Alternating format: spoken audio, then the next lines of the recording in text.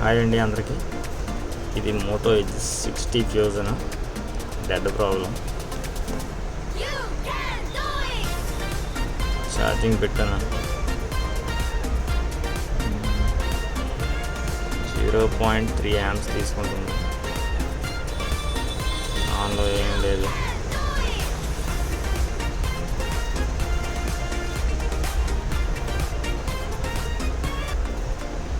CPU ప్రాబ్లమా కాదా అని చెప్పేసి ఒకసారి తెలుసుకోవడానికి లైట్గా CPU మీద లైట్గా హీట్ కొట్టాను, మరీ ఎక్కువ కాదు.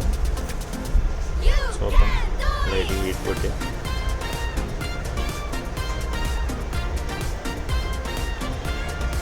నేను ఎప్పుడు వీడియోలో ఎక్కువ మాట్లాడలేదు.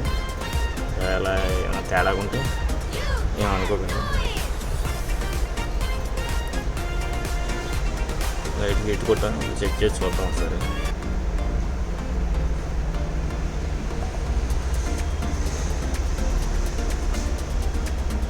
స్క్రీన్ అయితే ఏమీ ఆన్ అవ్వలేదు. ఛార్జింగ్ యాంపేర్ అయితే మాత్రం 1.3 తీసుకుంది. మ్యాక్సిమం CPU ఉండొచ్చు. నేను ఎక్కువగా ఈ టూల్సే వాడుతున్నాను. అది కాస్ట్లీ ఏమి కాదు, అన్నీ నార్మల్ టూల్స్. ముందు ట్రే ఫుల్ కట్ చేసుకొని CPU చేసేటప్పుడు మనకి ఏ సైడ్ నుంచి ఈజీగా మనకు టూలు CPU కిందకి వెళ్తుందో చూసుకోవాలి.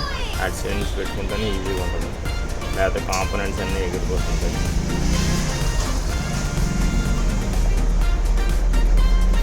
నా దగ్గర పెద్ద పెద్ద ఎక్విప్మెంట్లు లేవు. నేను ఇదే బ్లోయర్ వాడుతున్నాను చాలా సంవత్సరాల నుంచి. ముందు నార్మల్ వాడేవాడిని, ఇప్పుడు ఇది వాడుతున్నాను. ఇది కూడా బాగానే ఉంది నాకు. దీనికి బ్లాక్ పేస్ట్ హార్డ్గా లేదు, లైట్గా లిక్విడ్ టైప్లోనే ఉంది. మరీ హార్డ్గా ఏం లేదు, పెద్ద కష్టపడక్కర్లేదు, సింపుల్గానే వచ్చేస్తుంది.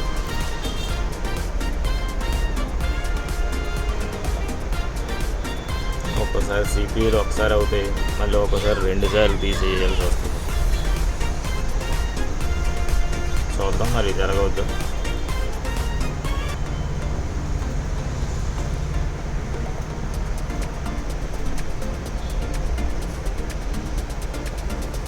నీట్గా క్లీన్ చేసుకున్నాను. ర్యామ్ కార్డులకి హీట్ తగలకుండా మన దగ్గర ఉన్న ప్లేట్లు బోర్డులు ఉంటాయి కదా, మొబైల్ బోర్డుల మీద హీట్ కొద్దిగా పెట్టాను ఎక్స్ట్రా. యాక్చువల్గా 350, 360 కాకపోతే నా బ్లోయర్ మీద చిన్నది ఒక నెంబర్ ఎక్స్ట్రా వస్తుంది, దానివల్ల అలా పెట్టాను.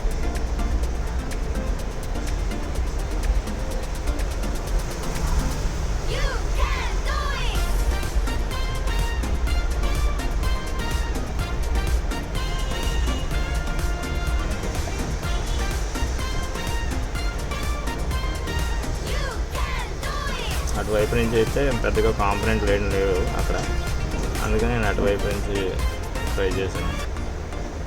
మ్యాక్సిమం చుట్టూ చూసుకొని కాంపోనెంట్లు ఎటువైపు లేవు అటువైపు నుంచి చేస్తే ఈజీగా వచ్చేస్తుంది. అందులో దీనికి బ్లాక్ పేస్ట్ పెద్దగా హార్డ్గా లేదు, ఇంకా బేగా వచ్చేస్తుంది.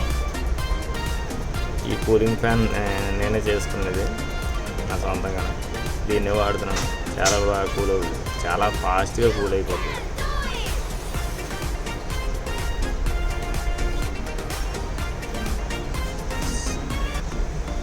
నీట్గా వచ్చింది.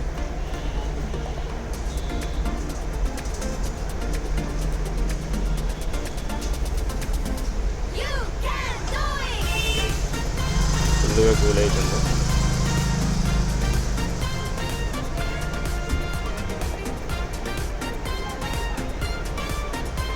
లైట్గా ఫ్లక్స్ రాసుకొని నీట్గా క్లీన్ చేసుకుని స్లోగా నీట్గా క్లీన్ చేసుకుంటే నీట్గా వస్తాయి. బాల్స్ ఎక్కడ ఎగరకుండా, ట్రాక్లు ఏవి కట్ అవ్వకుండా ఉంటే సరిపోతుంది.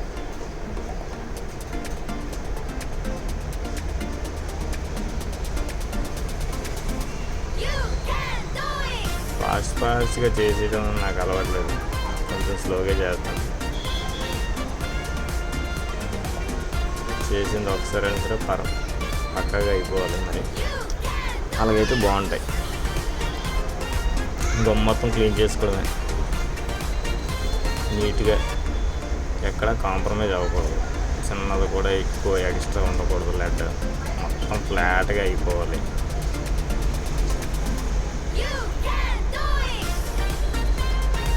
ఈ స్పాంజ్ మొక్కలు చాలా బాగా క్లీన్ అవుతాయి. అంటే పక్కలంటే వెళ్ళిపోకుండా మన బ్రష్తోనైతే ఆ సైడ్కి ఈ సైడ్ కాంపొనెంట్ల మధ్యలో గాడిలోకి వెళ్ళిపోతుంటాయి. దీంతో ఈ స్పాంజ్తోనైతే ఎక్కడ ఉంది అక్కడి నుంచి అలా బయటకు వచ్చేస్తుంది. మీరు కూడా ట్రై చేయండి ఒకసారి, బాగుంటాయి ఈ స్పాంజ్లు. లేదా రేట్ ఏం కూడా కాదు, 150 రూపాయలకి 500 వస్తున్నాయి. 500 మొక్కలు వస్తాయి. నేను నార్మల్ది ఇదే వాడుతున్నాను మనకి లెడ్ రిమూవ్కి.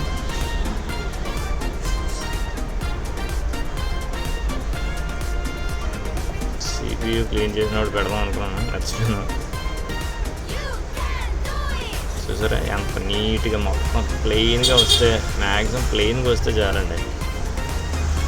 ఎక్కడైనా 1-2 ఎక్స్ట్రా వచ్చేసి అంటే మాత్రం మళ్ళీ ఏ టైం ఎక్స్ట్రా పట్టినా పర్లేదు, మళ్ళీ దాన్ని క్లీన్ చేసుకోవడం మంచిది. ఆ ఒక్క చిన్నది ఎక్స్ట్రా ఉంది సరే, మిగతా అంతా CPU అంతా హైట్ అయిపోతాయి. నేను యూనివర్సల్ స్టెన్సిల్ వాడాను, ఎక్కువ వాటికి అయ్యే వాడతాం, దీనికి అదే వాడాను.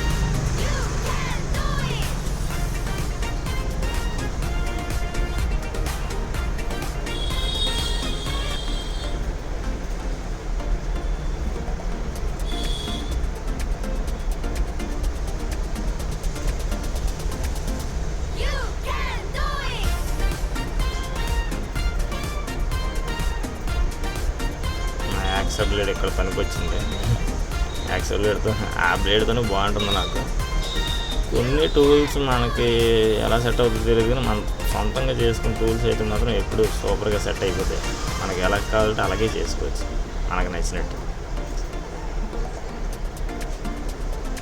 నా టూల్స్వి ఒక వీడియో పెడతాను చూడండి, నచ్చితే ఒక లైక్ చేయండి.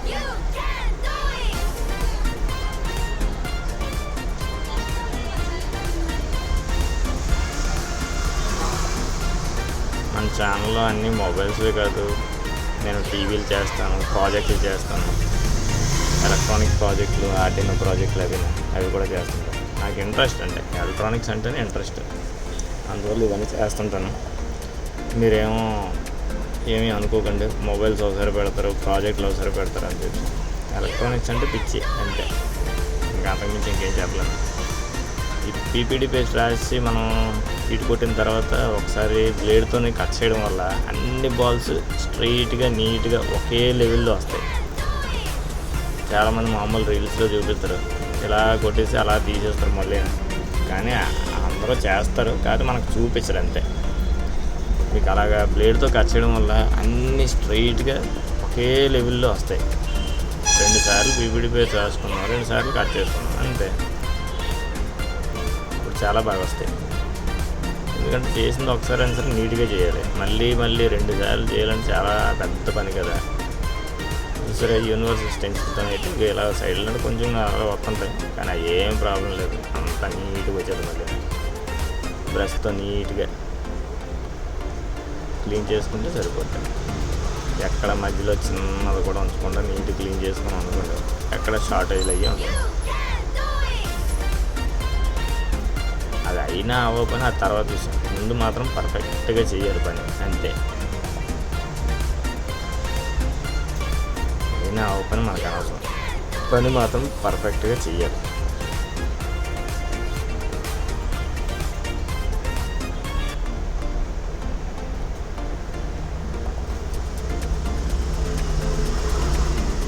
దీన్ని కూడా ఒకసారి మళ్ళీ క్లీన్ చేసుకొని యాంగిల్ అవుట్ చూసుకోవాలి. CPU పెట్టేటప్పుడు యాంగిల్ పర్ఫెక్ట్గా చూసుకోవాలి.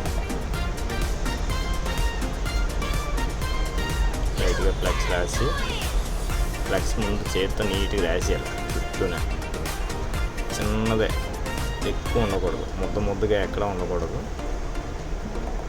కరెక్ట్గా చూసి ప్లేస్ చేసేయడమే.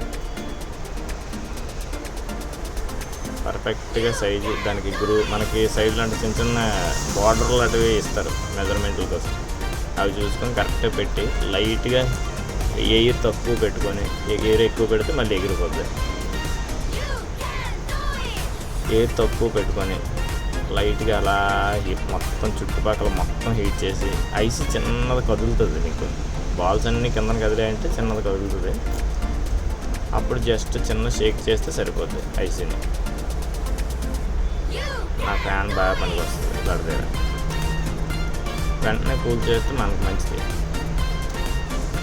చాలా రీల్స్లోని ఇలా తీసిన వెంటనే ఫుల్గా ఐపీ వేసేస్తాం, బుడగలు వస్తుంటాయి.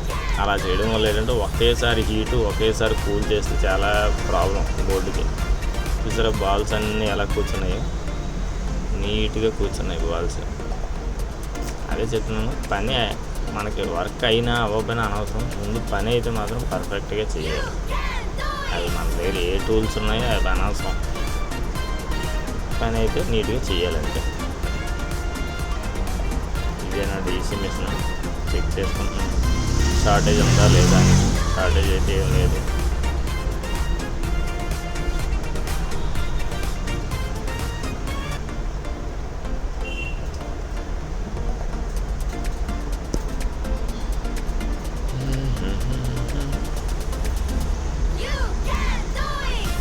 ఛార్జింగ్ పెట్టి చూద్దాం ఎంత తీసుకుంటుందో.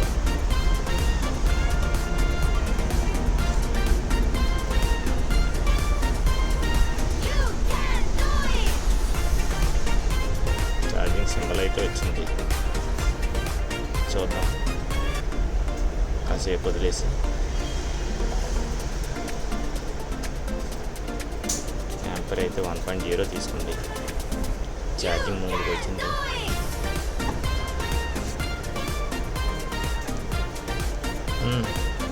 ఆన్ అయింది బాగానే.